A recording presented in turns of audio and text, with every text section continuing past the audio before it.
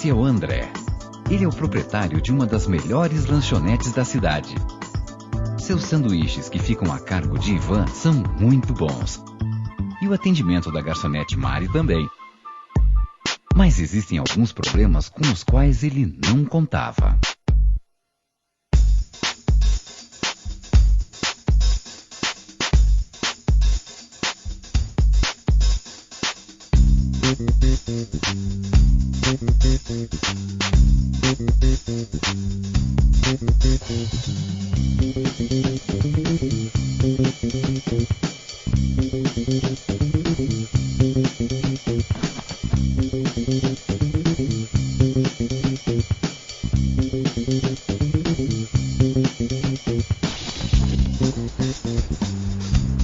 E aí, o que aconteceu?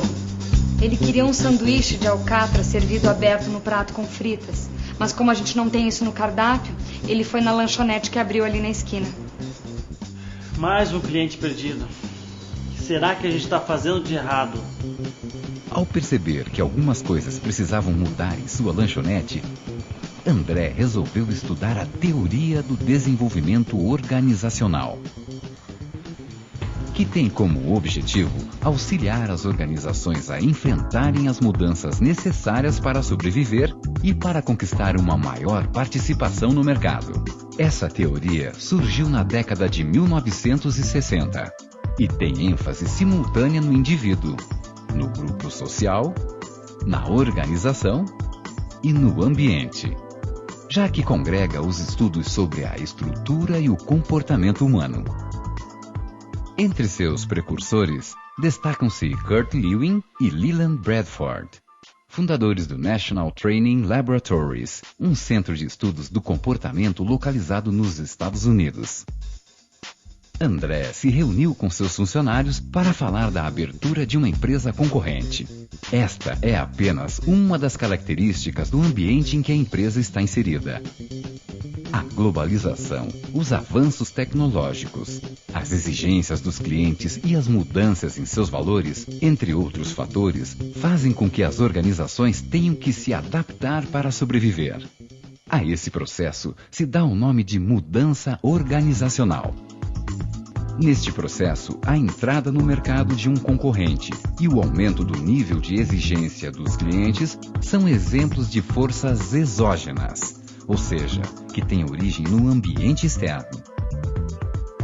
Já as forças endógenas têm origem na própria organização, ou seja, no ambiente interno, como as formas de atender o cliente e os produtos de uma empresa.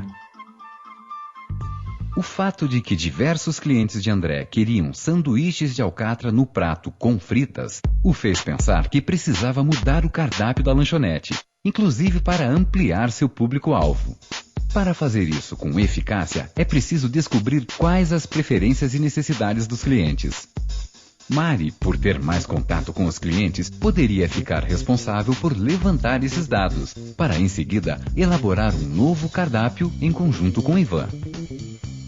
A proposta de André mexeu com um aspecto da cultura organizacional da sua empresa, pois as organizações, assim como as nações, têm sua cultura.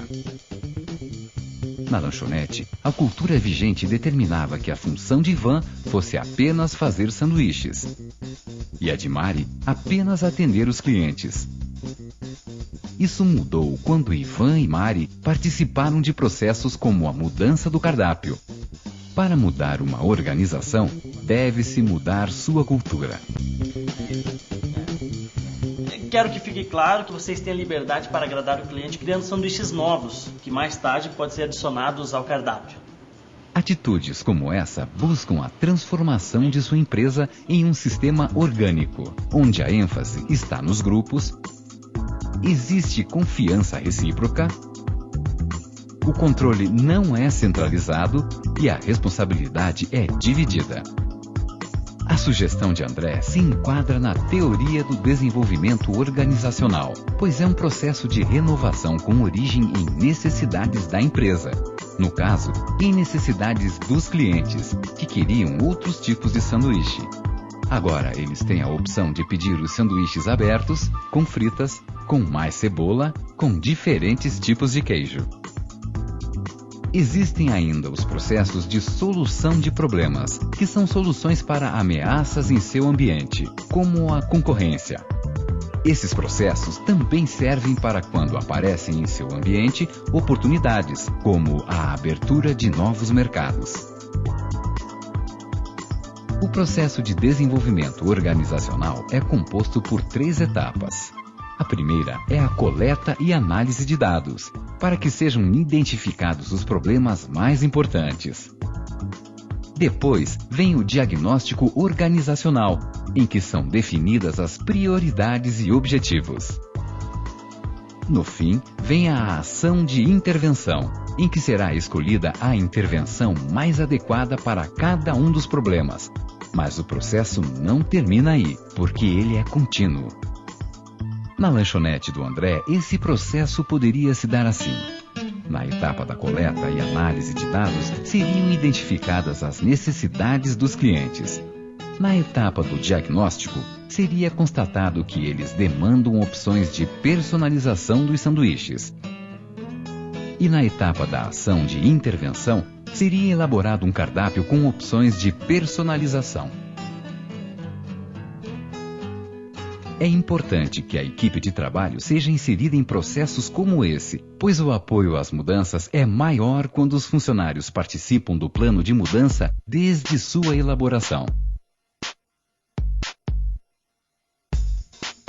Em relação às mudanças nas organizações, Kurt Lewin menciona, em sua teoria do campo de forças, 2 forças antagônicas: as forças impulsionadoras e as forças restritivas.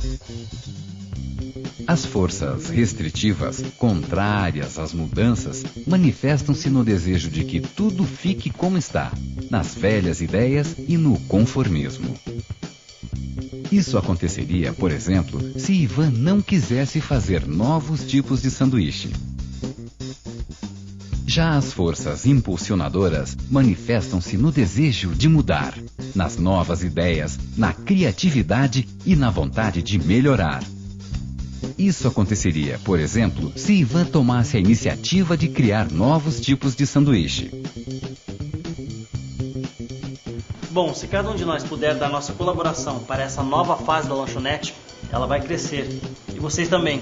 Então, o que me dizem? Eu tô nessa. Eu também. Então, legal. Tamo nessa, hein? Parece que Ivan e Mari realmente compraram a ideia de André. Isso é muito importante, pois para que a empresa passe de um estágio para outro, é preciso que haja, por parte de todos, o desejo de melhorar.